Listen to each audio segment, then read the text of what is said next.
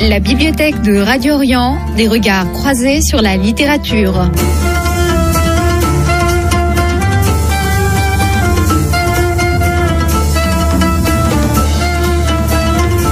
La bibliothèque de Radio Orient avec Loïc Barrière. L'invité de la bibliothèque de Radio Orient est Aymen Garbi, auteur du roman Le Centre d'appel des écrivains disparus aux éditions Asphalte.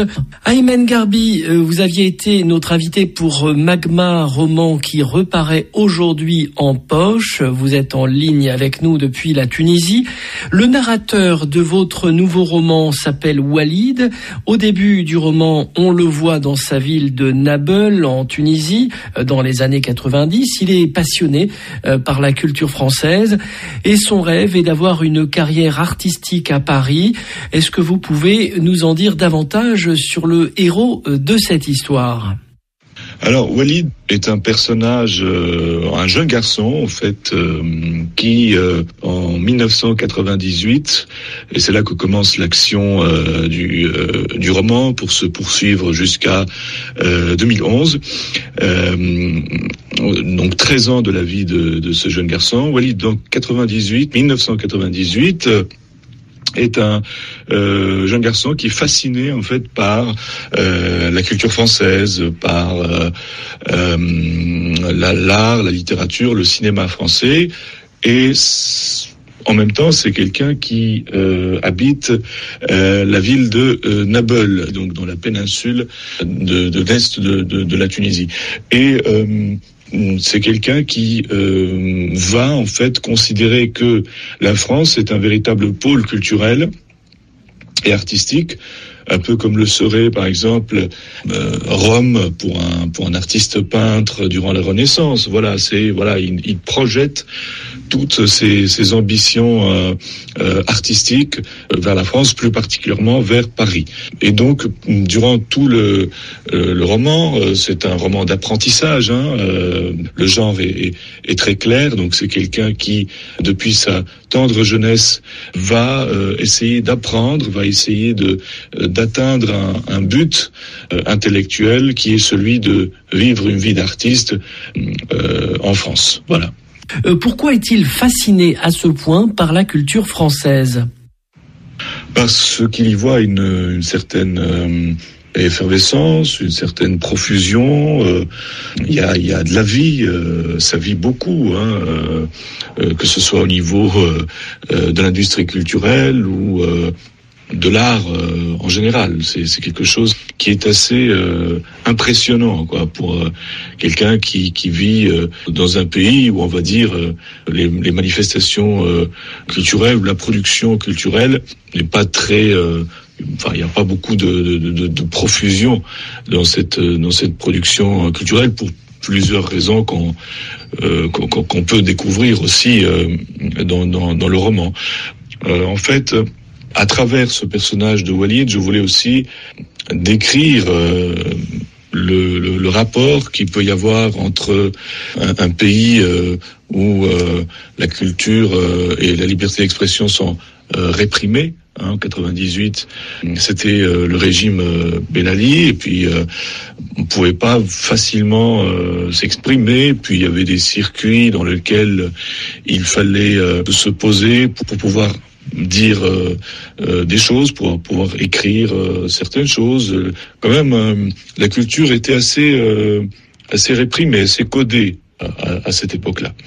Tandis que quand on regarde vers la France, à cette époque-là, eh bien, il y a quelque chose d'assez fascinant dans la liberté de s'exprimer, la liberté de ton, et puis toute l'importance qu'on accorde en France et en Occident en général à l'art. Voilà. Pourquoi appelle-t-il la France le pôle ? C'est parce qu'elle l'attire comme un aimant ? Oui, il y a quelque chose, qui ressemble à l'attirance de l'aimant. Voilà, à un certain moment, le personnage le dit lui-même, qu'il est attiré comme par un aimant. Donc, oui, effectivement, je voulais décrire l'aspect viscéral de cette attirance qui peut être mise en perspective avec ce qui se passe aujourd'hui. L'immigration clandestine, par exemple, aujourd'hui, est toujours considérée sur un ton misérabiliste, que ce soit dans l'art ou dans les documentaires ou dans les reportages. Jamais on ne parle de la dimension idéale, les idées qu'il y a derrière tout ça. L'idée qui nous hante, qui nous obsède, pour tout lâcher et aller vers un pays donné, voilà. Donc il y a la dimension du rêve, voilà, un souci individuel d'épanouissement que je voulais mettre en valeur à travers cette plongée dans la conscience d'un personnage qui se sent étranger chez soi, voilà, en gros. Aymen Garbi, le premier choc esthétique de votre héros vient d'un film français, Dieu seul me voit, dont l'action se déroule à Versailles, loin de la Tunisie. Le deuxième choc esthétique sera la découverte de Samuel Beckett. Alors, pourquoi Beckett ? Alors, il prend conscience dès le début du roman, dès la première conversation du roman, il prend conscience de l'absurdité du monde dans lequel il vit, de l'absurdité de la communication. Il prend conscience qu'il y a quelque chose de défaillant dans les relations humaines. Et du coup, quand il va regarder d'abord Dieu seul me voit, un film de Denis Podalides, un film absolument génial. Et puis, quand il lit la pièce de Samuel Beckett, Fin de partie, eh bien, il va ressentir des chocs esthétiques qui vont le bouleverser radicalement, qui vont bouleverser sa vision du monde, qui vont bouleverser sa vision de l'écriture. Fin de partie va lui donner le désir d'écrire du théâtre. Aymen Garbi, on voit que le héros est un peu différent de ses amis. Il fréquente assidûment le cinéma, il va dans les vidéoclubs. Le soir de la finale de la Coupe du Monde en 1998, au lieu de regarder le match, il parcourt les rayons d'une bibliothèque et il emprunte des classiques de la littérature. Ce personnage vous ressemble-t-il ? Oui, il y a forcément un côté autobiographique dans ce roman, mais ce n'est pas exclusivement et totalement autobiographique. Sinon, je n'aurais pas écrit un roman. C'est un roman, donc il y a une grande part d'imagination. Il y a des choses que vous citez qui me ressemblent, que j'ai vécues, mais il y a d'autres choses dans le roman que je n'ai absolument pas vécues, qui sont inventées. Par exemple, le Centre d'appel des écrivains disparus, qui donne son titre au roman, je l'ai inventé. C'est une aventure totalement inventée, totalement fictive, qui n'est pas autobiographique. Donc, pour répondre à votre question, le personnage me ressemble et ne me ressemble pas. Voilà. La polyphonie romanesque fait que c'est un personnage complètement fictif, dans lequel il y a certaines choses de ma propre personnalité, de ma propre psychologie qui le hantent. Voilà. Aymen Garbi, après Nabeul, le jeune Walid part étudier à Tunis et son rêve est toujours de partir pour la France. On perçoit son désenchantement, les autres étudiants le déçoivent, il est dérouté par un enseignant qui règne en maître sur la faculté, qui est doté d'un ego surdimensionné. Est-ce que vous pouvez compléter le portrait de cet étrange professeur ? Alors, ce professeur est, on va dire, d'un point de vue romanesque ou dramatique, c'est l'ennemi du protagoniste, c'est l'antagoniste, quoi. C'est un personnage qui va le suivre pendant tout son parcours, donc durant ces 13 années qu'on va lire dans le roman, et qui va donc revenir régulièrement pour s'opposer à lui, pour lui dire non. Tu es médiocre, tu n'es rien, voilà, et moi je suis tout, je suis le grand mandarin qui sait tout sur le théâtre, etc.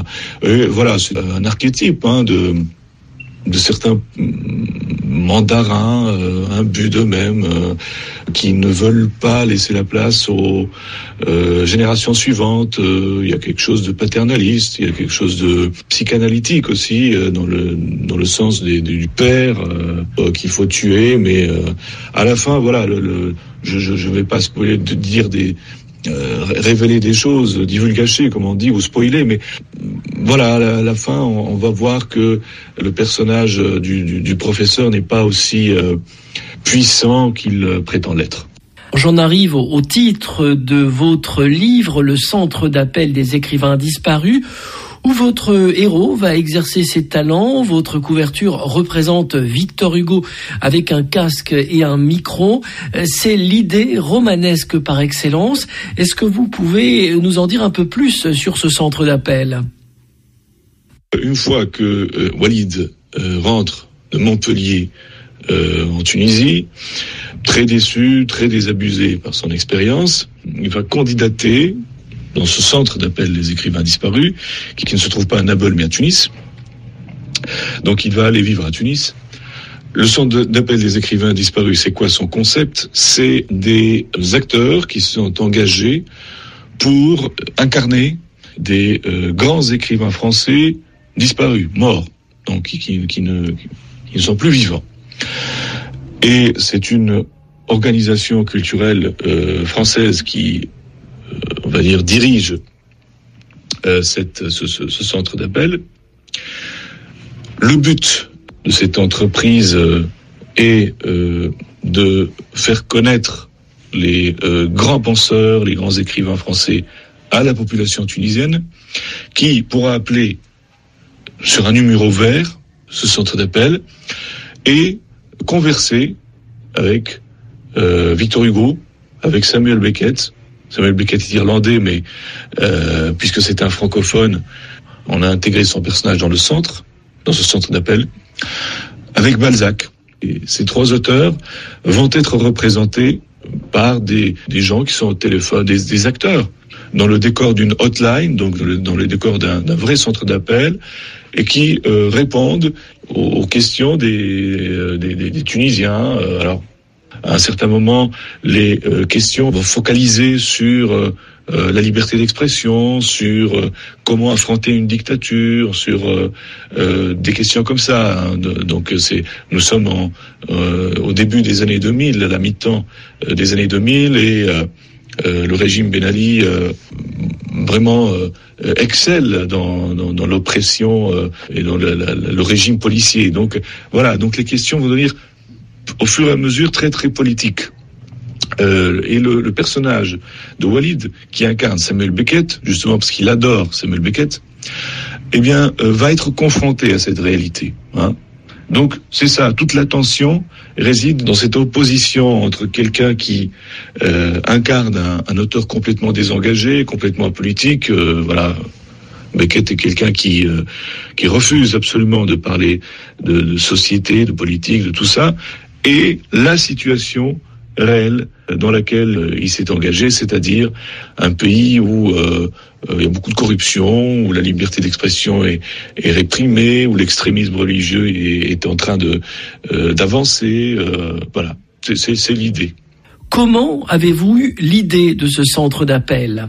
D'abord, moi, j'ai un goût pour la parodie. J'aime bien tout ce qui est parodique, tout ce qui est incarné de façon humoristique des personnages, entre guillemets sérieux, quoi.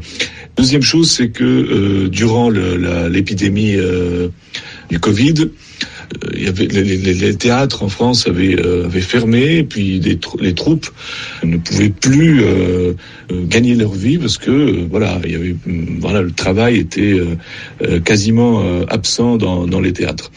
Et il y avait une troupe qui avait proposé un numéro que les gens pourraient appeler. Et quand les gens appelaient ce numéro, eh bien, on leur lisait des poèmes. Un acteur qui lisait un poème. Et voilà, cette idée m'a vraiment obsédé, elle est restée dans ma tête, et c'est à partir de là que j'ai commencé à travailler l'idée du centre d'appel des écrivains disparus. Voilà, c'est vraiment une idée comme ça fulgurante qui est venue de la réalité que j'ai développée après. Voilà. Je ne veux pas anticiper sur la fin du roman, Aymen Garbi, mais votre héros retourne à Nabeul, la ville de son adolescence, et le vidéoclub est devenu une boutique de vêtements, le cinéma est une ruine.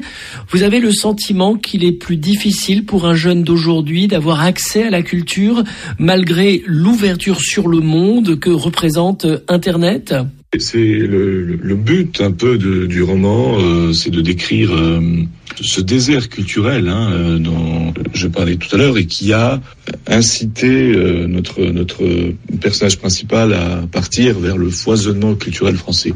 Et il y a eu à cette époque les graines d'une désertification culturelle que je voulais vraiment décrire parce qu'elle est très très importante pour la situation actuelle, même pour les immigrés qui fuient clandestinement de la Tunisie vers l'Europe. En tout cas, les pouvoirs publics ont très très peu travaillé sur la culture, ce qui fait que le tableau apocalyptique que vous avez lu à la fin, donc cinéma en ruine, vidéoclub qui ferme, sans aucune autre solution donnée pour trouver une autre forme, de louer des films, de partager les films, de projeter des films, d'encourager la lecture, des choses comme ça. Eh bien voilà, je voulais décrire ce tableau de désertification culturelle qui est aujourd'hui vraiment très très prégnant en Tunisie. Merci Aymen Garbi. Je rappelle le titre de votre roman, Le Centre d'appel des écrivains disparus, et c'est publié aux éditions Asphalt.